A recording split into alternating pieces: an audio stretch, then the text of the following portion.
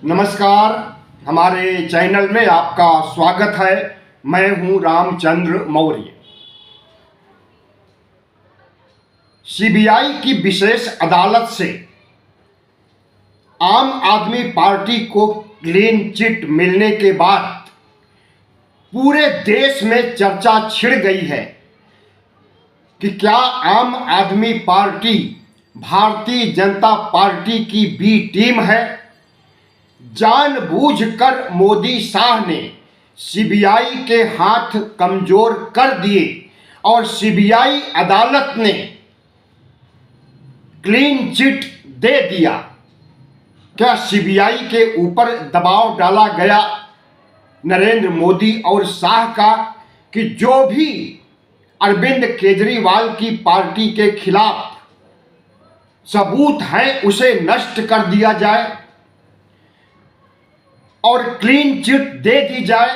यह सब मोदी और शाह के निर्देश पर अदालत ने किया है।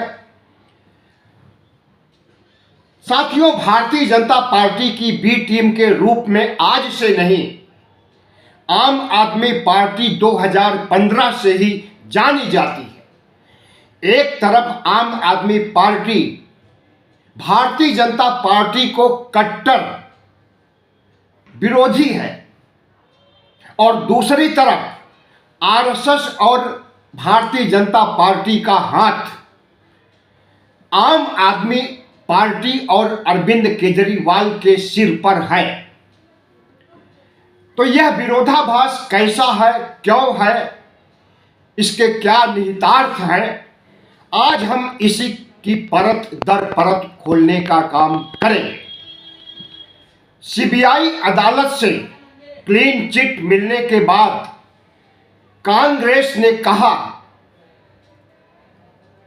कि भारतीय जनता पार्टी की बी टीम आम आदमी पार्टी को राहत अदालत ने नहीं बल्कि भारतीय जनता पार्टी के शीर्ष नेतृत्व ने राहत दिया, क्लीन चिट दिलवाया। सबसे पहले पवन खेड़ा आते हैं और वह कहते हैं कि भारतीय जनता पार्टी चाहती है कि कांग्रेस की जीत पंजाब में न हो, कांग्रेस की जीत गुजरात में न हो, कांग्रेस की जीत गोवा में और जहां जहां आम आदमी पार्टी का प्रभाव है और भारतीय जनता पार्टी की पकड़ मजबूत नहीं है उस राज्य में, वहां पर कमजोर करने का काम केजरीवाल करेंगे। इसलिए केजरीवाल का सहयोग करना जरूरी है। कांग्रेस पार्टी पैर पसार न सके, इतना ताकतवर न बन सके, राज्यों के चुनाव न जीत सके, इसके लिए पूरी ताकत लगाने के लिए और कोई भी समझौता करने के लिए भारतीय जनता पार्टी तैयार बैठी है।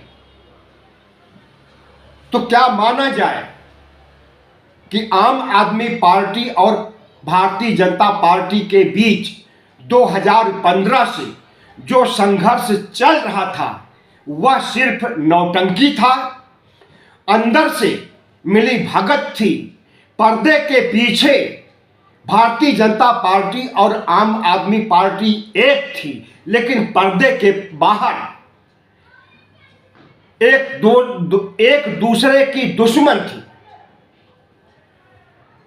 तो क्या यह माना जाए कि अरविंद केजरीवाल भारतीय जनता पार्टी और आरएसएस प्रमुख के हाथों खेल रहे हैं, इन्हें मोहरा बना करके कांग्रेस को पैर पसारने से रोकने के लिए नरेंद्र मोदी और भागवत जो चाल चल रहे हैं, क्या उसकी भनक कांग्रेस को लग गई है और पूरे देश को भनक लग गई है?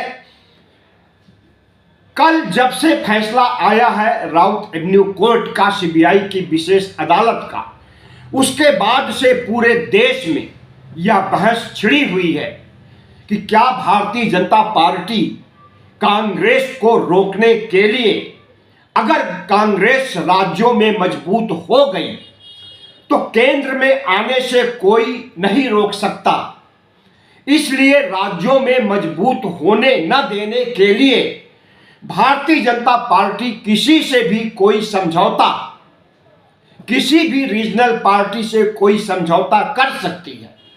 इसके लिए ममता बनर्जी को भी साधने की कोशिश की गई है, जबकि बंगाल चुनाव नजदीक है। ममता बनर्जी और भारतीय जनता पार्टी के बीच तलवारें खींची हुई हैं। एसआईआर को लेकर ममता बनर्जी फायर हैं,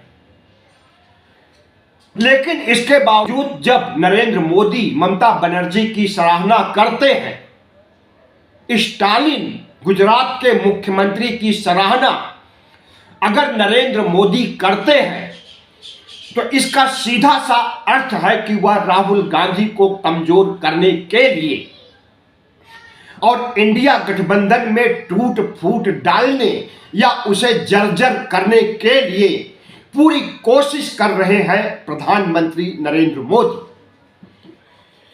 ऐसे में क्या माना जाए कि अरविंद केजरीवाल को जिस तरह से साध लिया और अब वह गुजरात में कांग्रेस के लिए मुसीबत खड़ी कर देंगे। याद रहे कि राहुल गांधी ने नरेंद्र मोदी को चैलेंज किया था कि इस बार हम गुजरात को जीत करके दिखाएंगे। पूरे आत्मविश्वास के साथ चैलेंज किया था राहुल गांधी ने। तो उनके आत्मविश्वास को डिगाने के लिए केजरीवाल का इस्तेमाल फिर से किया जाएगा गुजरात में, और कांग्रेस के वोट बैंक में सेंध लगा करके कांग्रेस को हराने के लिए केजरीवाल को फिर से उतारा जाएगा। हमें भी कुछ ऐसा ही लगता है। सिर्फ गुजरात ही नहीं बल्कि पंजाब में भगवंत मान की सरकार, या यूं कहें भगवंत मान बहुत खुश नजर आ रहे हैं।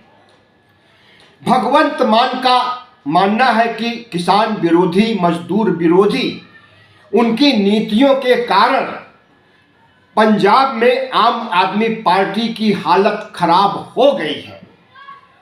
दिल्ली से ज्यादा आम आदमी पार्टी की फजीहत पंजाब में हो रही है कि जो सपने, जो सब्जबाग दिखा करके आम आदमी पार्टी सत्ता में आई थी वह फिसड्डी साबित हुई और कोई भी उसका किया गया वादा पूरा नहीं हुआ।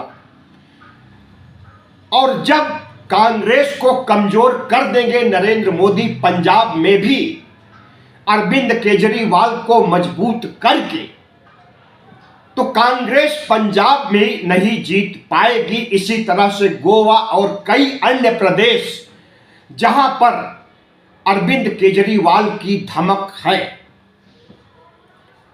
तो साथियों क्या माना जाए, अभी केजरीवाल कल छूट करके आए जेल से और क्लीन चिट पा करके आए सीबीआई की विशेष अदालत से। तो उन्होंने कांग्रेस पर निशाना साधते हुए कहा कि केजरीवाल तो जेल में डाला गया, लेकिन रॉबर्ट वाड्रा, राहुल गांधी के बहनोई रॉबर्ट वाड्रा को जेल में क्यों नहीं डाला गया? मनीष सिसोदिया को जेल में डाला गया, लेकिन सोनिया गांधी को जेल में क्यों नहीं डाला गया? इसी तरह संजय सिंह को जेल में डाला गया, लेकिन राहुल गांधी को जेल में क्यों नहीं डाला गया? तो आम आदमी पार्टी, कांग्रेस और भारतीय जनता पार्टी के बीच त्रिकोणीय वाक युद्ध शुरू हो गया है और इस वाक युद्ध में कांग्रेस पार्टी आगे है। आज पंजाब में किसानों और मजदूरों का सम्मेलन था, कांग्रेस ने आहूत किया था। उसमें राहुल गांधी और मल्लिकार्जुन खड़गे ने प्रधानमंत्री नरेंद्र मोदी की गलत नीतियों का विरोध किया, खास करके मनरेगा का नाम बदलना, महात्मा गांधी का नाम हटाना और मनरेगा मजदूरी कम करना, इन सब मुद्दों को लेकर के राहुल गांधी ने नरेंद्र मोदी को घेरा। इसी तरह से एप्स्टीन फाइल के बारे में कहा कि अभी 30 लाख फाइलें जारी हुई हैं और 35 लाख फाइलें जारी होना बाकी हैं। इन 35 लाख फाइलों में नरेंद्र मोदी और नरेंद्र मोदी जैसे अनेक भारतीय जनता पार्टी के कद्दावर नेताओं का नाम आने वाला है। और इसी फाइल के तहत अमेरिका नरेंद्र मोदी का गला दबाए बैठा है कि अगर हमारे अनुकूल नहीं चलोगे, हम जो डील करना चाहेंगे वह नहीं करोगे, हमारी शर्तें नहीं मानोगे, तो हम तुम्हें और तुम्हारे देश के नेताओं के चरित्र को उजागर कर देंगे। इसलिए नरेंद्र मोदी डरे हुए हैं और ट्रंप की हर बात को मानते जा रहे हैं। एप्स्टीन फाइल की भी चर्चा राहुल गांधी ने किया कि नरेंद्र मोदी का काम है कि जब सेना घुस रही थी चीन की भारत में और वहां से सेना प्रमुख ने फोन किया रक्षा मंत्री के पास, विदेश मंत्री के पास, सुरक्षा सलाहकार के पास, तो फोन पर पॉजिटिव रिस्पांस नहीं मिला। 2 घंटे तक कोई रिस्पांस नहीं मिला। मैं अकेला पड़ गया था, मनोज नरवणे का कहना था। तो इस तरह से प्रधानमंत्री नरेंद्र मोदी के 56 इंच सीने और लाल आंखों की पोल खोलने का काम पंजाब की जनता के बीच राहुल गांधी ने किया और ट्रंप ने जो शर्तें लगाई हैं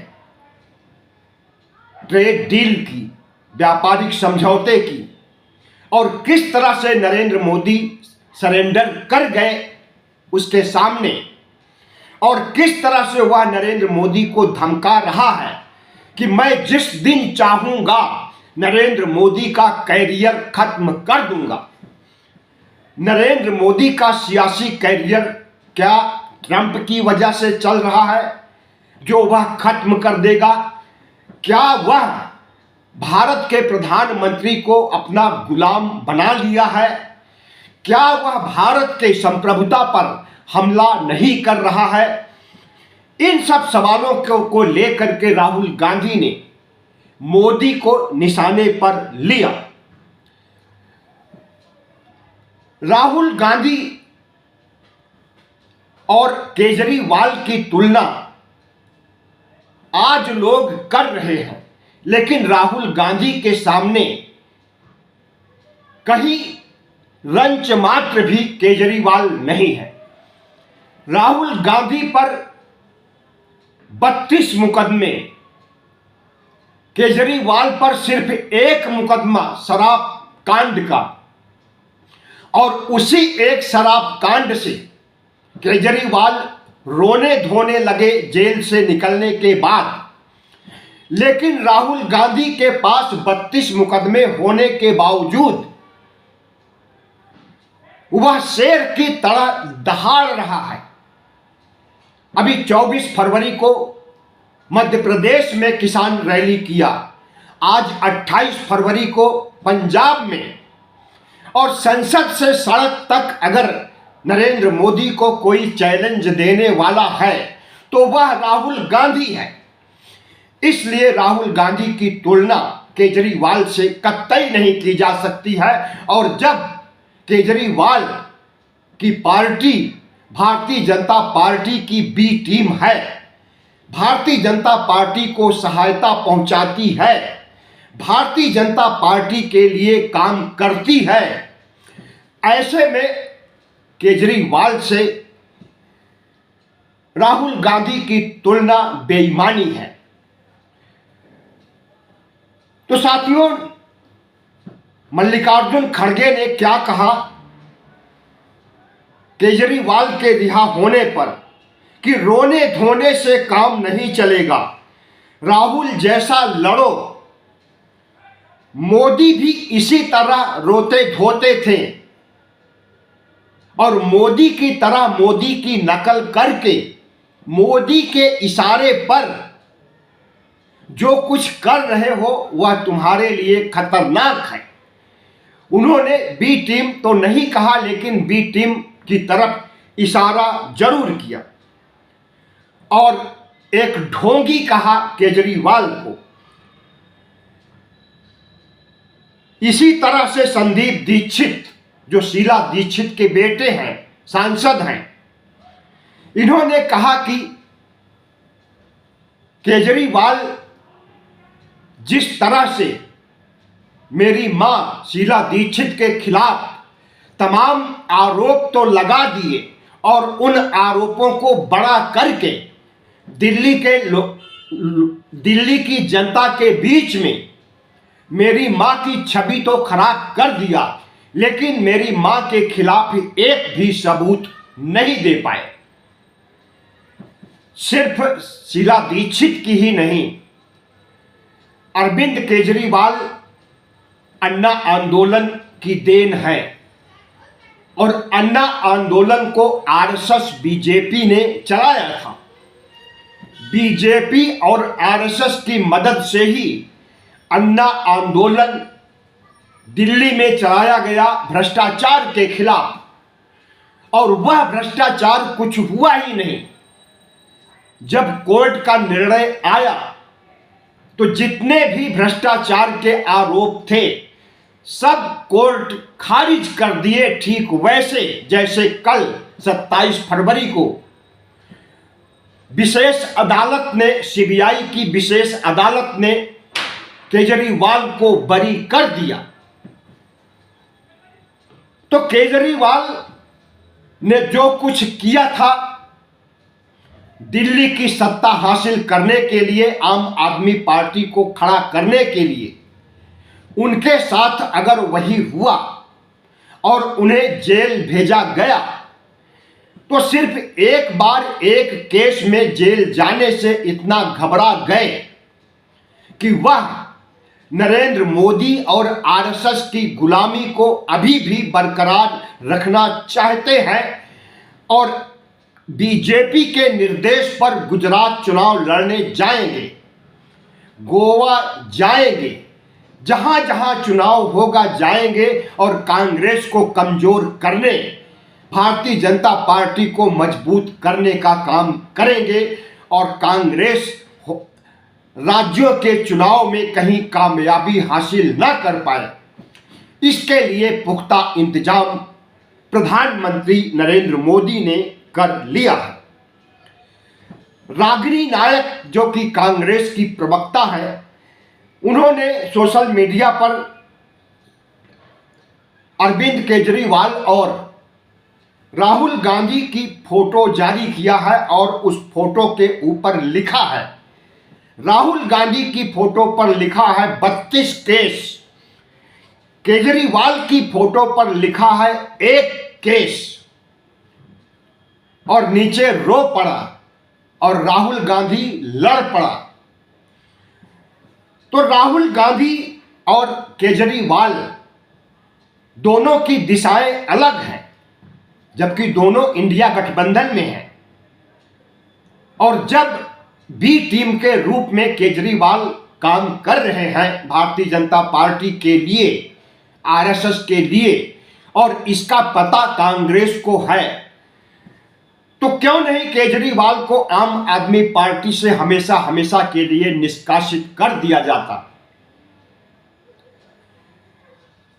कांग्रेस को इसका जवाब देना चाहिए और अरविंद केजरीवाल एक शिखंडी के रूप में अब प्रस्तुत होने लगे हैं, जिनकी छवि दिल्ली में फ्रीबीज के लिए, मुफ्त सुविधाओं के लिए आज भी दिल्ली की जनता उनसे प्यार करती है और मानती है कि अरविंद केजरीवाल ईमानदार थे, ईमानदार हैं, और उनकी ईमानदारी पर जब अदालत ने मुहर लगा दिया तो हमें लगता है कि दिल्ली में अगर अभी चुनाव हो जाए तो फिर से केजरीवाल जीत जाएंगे। लेकिन अगर दिल्ली की जनता को केजरीवाल की असलियत से कांग्रेस वाकिफ कर दे कि यह भारतीय जनता पार्टी और आरएसएस के एजेंट हैं, तो हमें लगता है कि अरविंद केजरीवाल के लिए मुश्किल खड़ी हो जाएगी। तो साथियों देखिए, प्रधानमंत्री नरेंद्र मोदी और आरएसएस